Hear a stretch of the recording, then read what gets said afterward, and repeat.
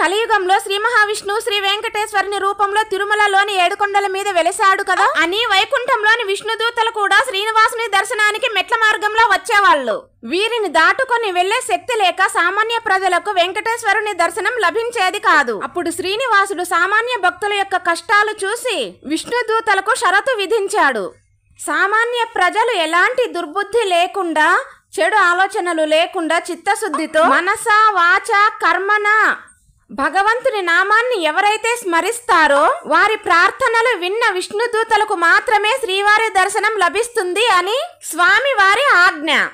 అప్పటి నుంచి విష్ణుదూతలు ఏడుకొండల మెట్ల పైన ఇరువైపులా నిలుసుకొని సామాన్య ప్రజలు ఎవరైతే త్రికరణ శుద్ధిగా స్వామివారిని జపిస్తూ ఉన్నారో వారి ప్రార్థనలు విన్న విష్ణుదూతలు వారి చుట్టూ చేరి వారితో కలిసి స్వామివారిని దర్శించుకొని వారు తిరిగి మెట్లు దిగి వెళ్లిపోయే వరకు వారికి రక్షణగా ఉంటారు.